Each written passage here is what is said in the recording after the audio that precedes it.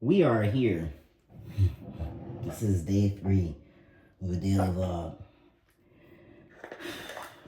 Honestly, I don't even really know where to start today. I found this song. I found this song a few days ago. It's called Footsteps by Hopeful Romantics. It's a future funk song.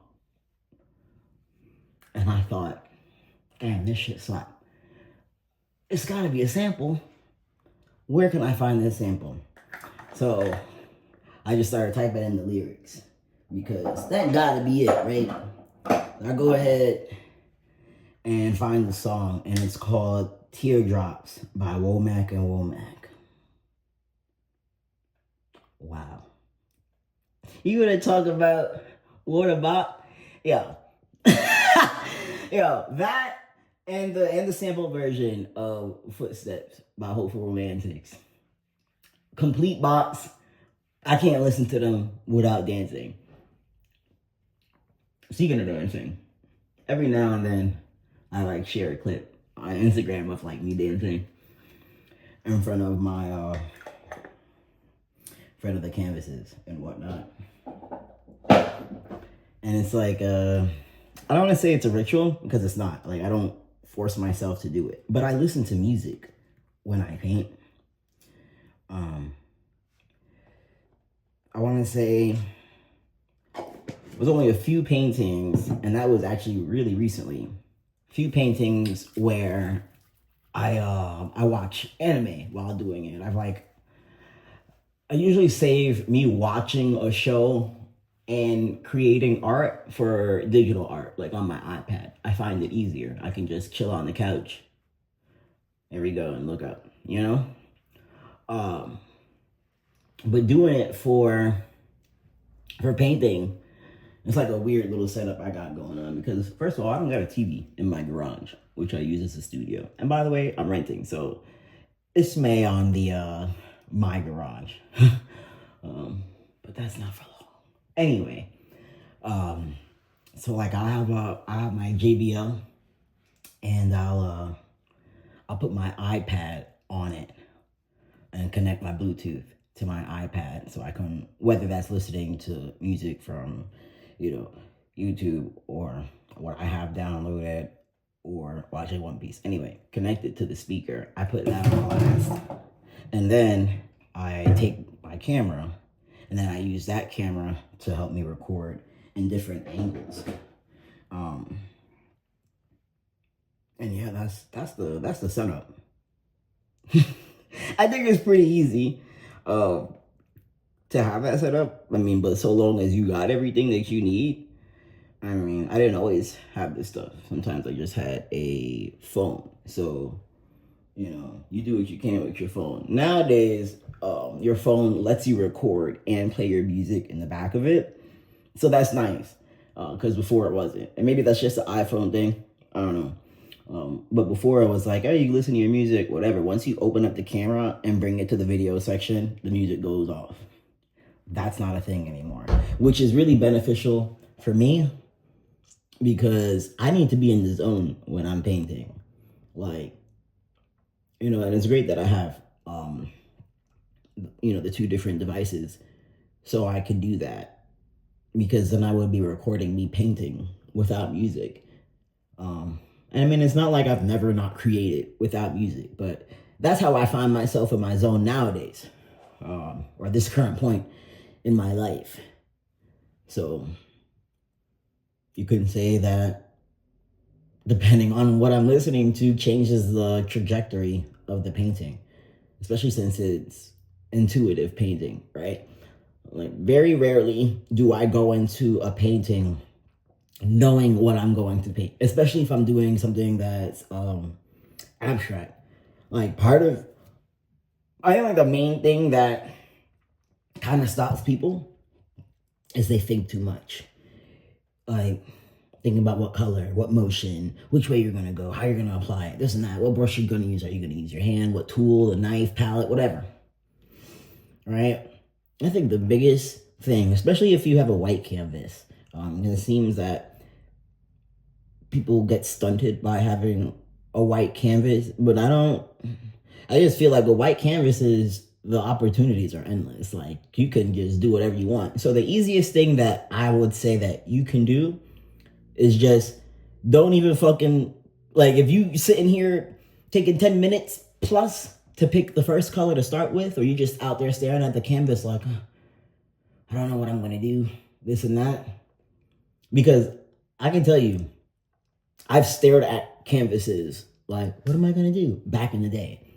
And really the easiest thing to do to go about it, like moving faster, is just, I don't know, flip a coin, find a Google what is it, a randomizer, random generator, whatever, of a color. Pick a primary color, or like generate primary colors, or have it generate one primary color for you. You know, if you're having that much difficulty picking a color, I mean, you can even go ahead and like blindfold it and just like be like, feel through your supplies and shit and be like, whatever I grab, this is the first color I'm using on the painting. That way you tie yourself to something rather than tying yourself to a blank canvas and just feeling like, oh, I don't know what I want to do. It's easier. Once you apply that first color, the first step is admitting it. You know, so you apply that first color, for me at least, it makes everything easier. And sometimes it's easier than that. Like this, what I'm talking about definitely doesn't happen like anymore to me. If anything, if it does happen, and by does I mean 0.001%, I know that that's a sign for me to chill out. Because resting is part of your artistic journey.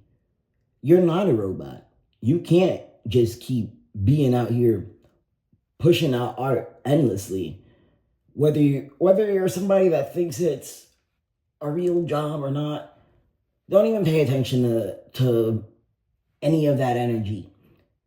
Painting is quite literally therapy. You put your energy of whatever you're painting, or it doesn't have to be painting, you know, pastels, oil sticks, watercolor, whatever, pencil, pen, crayon, color pencil, whatever. When you're putting that onto the canvas, that's an energy transference. You're quite literally expressing yourself on a canvas. So you might do one painting and be like, damn, I'm tired. And maybe there's people that are like, oh, I don't really know. Because some people don't get through paintings in one sitting, right? Maybe you're on painting 15 in one day like me, and you're like, damn, all right, I'm tired. That's a lot. That's a lot of energy. Just like 15 paintings. It doesn't matter if they're big or small. It's 15 paintings. That's 15 different groups of emotions on a canvas, whether it's a series or a collection or whatever have you. Is something, it is an energy that's essentially leaving your body. Now think about any time that you've done any activity in general. It doesn't even matter if it's like a physical workout or just like, there is energy drained. You're a human battery. You need to relax. Take your chill pill and breathe. Mental health is so important for your art. Yes, mental health, I believe, can be helped with, I mean, it's scientifically proven, you know, by painting and all that. However, I know that there's groups of people that, especially for people that's been doing this such a young age, right? There's some people that are like, damn, I don't really even know that art is my form of expression anymore, because there are some people that, you know, when you do art 24/7 and you don't have any other ways to express yourself, it's almost like you exhaust that, right? Like, have you ever been in a position where your creative outlets weren't working anymore? Like, that's a real question. I know for me personally, when I hit that, because that definitely does, that's actually like gotta seek help. I was extremely depressed. Deletion was heavy on my mind. Um, so definitely take your time and allow yourself to relax, and don't feel guilty about it either. It's real easy to have your ego try to convince you that you need to find something to do to stay busy, and like let's say you rest or whatever. You start feeling guilty about resting. Dude, you just been doing shit all day for the last 10 hours. It's okay. Sit down. Read. You know, be able to be mindful to, I guess, hold yourself accountable so you can realize when you are genuinely resting versus completely like giving up on yourself, because it's really easy to like, I'm out. But that's not to say that there's time limits on mental health breaks. I mean, you could take as long as a mental health break as you want. A day, a week, a month, a few months, a few weeks, a few years, whatever. I'm just here to tell you that you never stop being an artist just because you're taking a break. No matter how long it's been. Just keep doing it. Even if you don't want to share your art with anybody, do it. As far as like create it. Even if it's just for yourself in your room, on your desk, in your car, whatever. In a notebook, sketch pad, whatever. Do it so you can try to help your brain release some serotonin and really just be on top of yourself. When you're a kid, it's easy to draw sketches or whatever, and then like somehow you get lost in the vastness of life, and you somehow find out like you're like, man, I don't got time to do this. Or make time, man. Make time.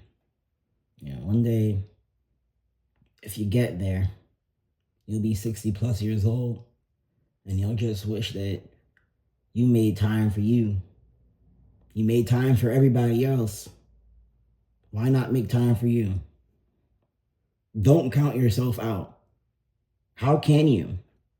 How can you do everything for other people except yourself? You got to do it for yourself too, or you're going to be here struggling. And you can take that struggle, like the struggle can mean anything to anybody. Just one fucking day at a time. For real. Just do what you can. Things that are not in your control or in your power, you can't do shit about it. Granted, it's easier said than done. But the more you realize that, and the more you're like, yo, I literally can't do anything about that, you're going to start being, especially when you become mindful about everything in your life, you're just going to be like, if I can't do anything about it, why am I going to make myself upset or sad or whatever? Are any of those emotions going to change anything that's happening that I can't fix? Probably not. So why even waste it? Now, that's not saying don't feel emotions, acknowledge them, go through them, allow yourself to process them, let it go. But don't hold on it or hold on to it, and don't let it hold you back. We've been talking 14 minutes here. I thought I was only going to talk about 5. I'm going to do my best to not say that in every video because I just end up rambling. It's amazing how much I can talk when I finally talk.